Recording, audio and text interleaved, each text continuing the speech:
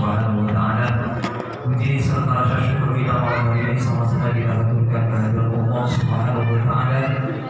Di mana pada kesempatan malam hari ini kita masih diberikan kesehatan jasmani dan rohani kita, sehingga salah satunya kita bisa melakukan satu perintah Allah untuk menghidupkan malam Ramadan, yaitu melaksanakan sholat tarawih secara berjamaah. Kita senantiasa berharap mudah-mudahan seluruh rangkaian amal ibadah puasa kita dari awal hingga menjelang akhir Ramadan ini mendapatkan ridho dari Allah Subhanahu wa taala dan mendapatkan pahala yang besar dari Allah. Amin ya rabbal alamin. Salawat dan salam semoga tercurah kepada junjungan kita Nabi Muhammad sallallahu alaihi wasallam. Mudah-mudahan kita telah dikumpulkan bersamanya dan mudah-mudahan kita terpilih dari umatnya yang mendapatkan syafaatul usmanya. Amin ya rabbal alamin. Hadirin hadirat jemaah sekalian dimuliakan Allah, kita sudah memasuki di akhir-akhir Ramadan, dan itu artinya insya Allah kita akan menuju hari kemenangan. Yang menjadi pertanyaan untuk kita semua adalah apakah kita pantas menyandang hari kemenangan untuk kita semuanya? Pertanyaan saya, apakah Ramadan akan meninggalkan kita ini perasaan kita sedih atau gembira? Sedih atau gembira? Ramadan akan meninggalkan kita kira-kira sedih apa senang? Campur aduk, ada senangnya juga, ada bahagianya juga, ada sedihnya juga. Bahagianya kita berharap mudah-mudahan keluar Ramadan kita meraih hari kemenangan, merayakan hari raya Idul Fitri. Jadi mohon maaf, kita bukan hanya semata-mata merayakan Lebaran. Lebaran itu secara umum siapa saja boleh merayakan. Bahkan orang yang gak pernah puasa pun merayakan Lebaran boleh apa enggak? Boleh. Orang non muslim pun ikut merayakan Lebaran boleh, silakan. Bahkan mohon maaf, malah kadang kentolan orang yang gak puasa ketimbang orang yang puasa kalau soal merayakan Lebaran. Kalau kadang saya ngomong, ya Allah, kayaknya baru kemarin kita puasa, atau udah Lebaran aja. Dengan entengnya dia ngomong kayak gitu, ya lu gak puasa. Dan kita yang puasa ngerasain betul bagaimana rekornya susahnya kita menahan hawa nafsu. Dan luar biasa satu bulan penuh ini kita diuji oleh Allah Subhanahu wa taala, yang kita semua berharap mudah-mudahan yang awalnya kita merasa agak sedikit terpaksa menahan hawa nafsu ini, keluar Ramadan akhirnya menjadi terbiasa kita untuk tidak melakukan hal-hal yang maksiat. Maka orang yang kalau lagi Ramadan itu lagi puasa, tingkat kesabarannya naik 180 derajat. Kan orang yang tadinya pemarah begitu puasa jadi sabar. Maka kenapa Rasulullah menganjurkan salah satu cara jitu untuk menghilangkan amarah kita, menghilangkan perbuatan-perbuatan maksiat yang sering kita lakukan, salah satu caranya adalah memperbanyak puasa. Karena apa? Dengan berpuasa kita bisa menekan hawa nafsu kita. Terkadang kita ini salah persepsi, Pak. Kalau datang bulan suci Ramadan, kita menganggap setan itu diikat oleh Allah. Setan itu dibelenggu sama Allah. Bukan setannya yang diikat sama Allah, tapi kita sendiri yang sudah membelenggu hawa nafsu kita, sehingga tidak ada potensi setan untuk menggoda kita. Setan mah tetap ada, tapi kita dengan menahan hawa nafsu. Rasulullah menganjurkan kepada kita perbanyaklah puasa agar diri kita menekan untuk tidak melakukan hal-hal yang bersifat maksiat. Secara nggak langsung kita sudah membuat setan ini giring jari dengan puasa yang kita kerjakan. Maka kita selalu berharap keluar Ramadan, apa yang menjadi tujuan kita semua di bulan suci Ramadan, menjadi orang yang bertakwa, terrealisasi 11 bulan ke depan. Amalan kita jadi semakin meningkat. Dan mungkin kemarin keluar sebelum Ramadan, kita masih malas untuk melaksanakan sholat berjamaah di masjid kita ini. Keluar Ramadan semakin rajin sholat berjamaah. Sebenarnya ciri-ciri orang yang berhasil melakukan ibadah puasa itu bisa kita introspeksi diri kita sendiri. Kalau kita tidak malas lagi beribadah, jangan-jangan kita mendapatkan ciri-ciri orang yang bertakwa dan sekaligus orang yang mendapatkan gelar la'allakum tattaqun dan mendapatkan malam Lailatul Qadar. Ini yang kita harapkan bersama-sama, karena di lain selain bulan suci Ramadan kita tidak akan pernah berjumpa yang namanya Lailatul Qadar.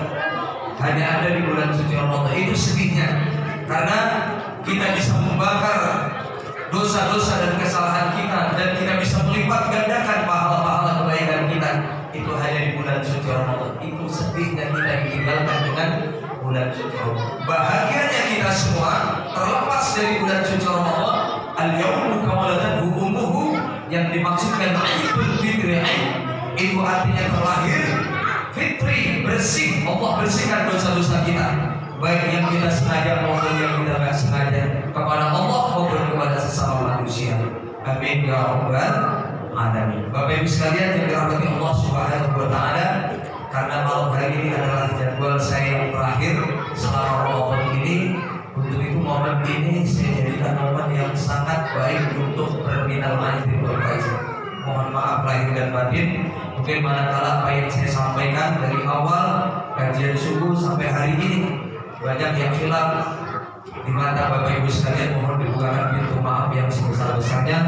Dan manakala juga nanti bulan Syawal, Idul Fitri, kita nggak bisa bertemu secara langsung, paling tidak di mimbar ini saya sudah mengajukan minal aidin wal faizin. Mohon maaf kepada Bapak Ibu sekalian. Mudah-mudahan Allah bersihkan dosa-dosa kita, Allah bersihkan segala kekhilafan dan kesalahan kita yang pernah kita lakukan kepada sesama manusia, sehingga lepas beban kita hari raya Idul Fitri, lepas kesalahan kita kepada sesama manusia, dan Allah hapuskan juga kesalahan kita kepada Allah. Amin ya rabbal alamin. Minal aidin wal faizin. Maafin ya Pak ya. Pak, maafin. Jangan ada dendam di antara kita. Bukan hanya saya saja, saling berjabat tangan, saling memaafkan satu dengan yang lainnya. Mudah-mudahan orang yang lebih dulu memaafkan itu orang yang lebih mulia ketimbang orang yang minta maaf. Minta maaf itu gampang, tapi memberi maaf kepada orang lain itu orang yang jauh lebih mulia ketimbang orang yang minta maaf. Bapak nampar orang misalkan, selesai nampar minta maaf gampang, tapi orang yang ditampar sebelum orang yang nampar minta maaf, dia sudah memaafkan orang yang menampar, itu orang yang jauh lebih mulia, orang yang mendapatkan kemuliaan luar biasa di hadapan Allah Subhanahu wa taala. Jadilah orang yang sabar, jadilah orang yang pemaaf. Inilah ciri-ciri orang yang berhasil sukses menjalankan ibadah puasa. Dan yang terakhir, sebelum saya akhiri, saya akan sampaikan sebuah hadis dari Rasulullah SAW yang diriwayatkan oleh Imam Bukhari. Ini menjadi rujukan untuk kita semua. Suatu saat Rasulullah ketika akan menaiki mimbar anak tangga mimbar yang pertama, kedua, ketiga, sahabat dikejutkan dengan ucapan amin sebanyak 3 kali yang diucapkan oleh Rasulullah. Sahabat saat itu tengok kanan kiri, mendapati salah satu di antara kita tidak ada yang berdoa. Namun kenapa Rasulullah tiba-tiba mengaminkan doa seolah-olah ada yang sedang berdoa di tengah-tengah kita? Selesai Rasulullah berkhutbah, kemudian Rasulullah ditanya oleh para sahabat, ya Rasulullah, kenapa engkau mengucapkan amin sebanyak 3 kali? Hadis ini mungkin banyak sering disampaikan oleh guru-guru kita di atas mimbar ini. Namun mudah-mudahan ini bisa membekas di hati kita semua untuk bisa mengamalkan apa yang Rasulullah sampaikan. Apa kata Rasulullah? Tadi Jibril alaihissalam, ketahuilah saat aku naik di anak tangga yang pertama, kedua, dan ketiga, Jibril itu datang di hadapanku dan memohon kepadaku berkata, ya Muhammad, apakah engkau mau mengaminkan doaku yang ingin aku minta kepada Allah Subhanahu wa taala? Kemudian Rasulullah mengatakan, baik wahai Jibril. Kemudian malaikat Jibril meminta kepada Allah Subhanahu wa taala dengan 3 permintaan. Yang pertama, ya Allah, jangan engkau terima. Yang pertama, alangkah celakanya orang yang mendapati bulan suci Ramadan, kemudian keluar Ramadan, dosa-dosanya tidak dihapuskan oleh Allah Subhanahu wa taala. Kemudian Rasulullah mengucapkan amin. Yang kedua, celakalah orang yang mendapati kedua orang tuanya atau salah satu di antara kedua orang tuanya masih hidup, namun kedua orang tuanya atau salah satunya tidak bisa menghantarkan anak ini ke dalam surga Allah. Rasulullah untuk kedua kalinya mengucapkan amin. Kemudian yang terakhir, celakalah umatmu wahai Muhammad yang ketika disebutkan namamu, namun mereka tidak mau bersalawat kepada engkau. Rasul pun menjawab amin. Bayangkan Bapak Ibu sekalian, yang berdoa malaikat Jibril, yang mengaminkan Rasulullah, yang berdoa Sayyidul Malaikah, dan yang mengaminkan Sayyidul Anbiya. Kira-kira mungkin nggak kalau doanya itu tertolak di hadapan Allah? Mungkin apa enggak? Yang doa pimpinannya para malaikat, yang mengaminkan pimpinannya para nabi, ada potensi tertolak apa enggak kira-kira? Mustahil doa ini tertolak. Maka pasti dikabulkan oleh Allah Subhanahu wa taala, yang kita semua tidak ingin keluar Ramadan, dosa-dosa kita tidak dihapuskan oleh Allah Subhanahu wa taala. Dan yang kedua, siapa yang masih mendapati kedua orang tuanya masih ada, namun tidak mendapatkan barokah dari kedua orang tuanya, bahkan tidak bisa menghantarkan orang ini ke dalam surga, anak ini ke dalam surga, inilah orang yang paling celaka. Orang tua itu adalah surga kita yang paling dekat, ladang amal kita. Maka kita Indonesia ini punya satu tradisi, kalau lagi lebaran rata-rata yang merantau ke Jakarta pulang ke kampung halaman. Tujuannya untuk apa? Tidak lain dan tidak bukan adalah memohon ridho kedua orang tua kita yang masih hidup, supaya kita merantau di negeri orang mendapatkan berkah dari doa kedua orang tua kita yang ada di kampung halaman. Dan termasuk saya sendiri, itu rutin setiap lebaran masih pulang, sesibuk apapun dan siapapun yang minta jadwal untuk Idul Fitri, saya selalu tidak bisa menerima jadwal tersebut karena ada hal yang jauh lebih penting, yaitu sungkem dan minta doa restu dari kedua orang tua. Maka dari itu berbahagialah kita yang masih punya kedua orang tua atau salah satu di antara kedua orang tua kita. Mudah-mudahan mereka bisa menjadi ladang amal untuk kita dan bisa masuk ke dalam surga bersama kedua orang tua kita. Amin ya rabbal alamin. Ini saja Bapak Ibu sekalian yang dapat saya sampaikan. Kurang lebihnya mohon maaf. Mari sama-sama kita bersihkan hati kita untuk meraih kemuliaan bulan suci Ramadan ini dan meraih pahala sebesar-besarnya bulan suci Ramadan ini.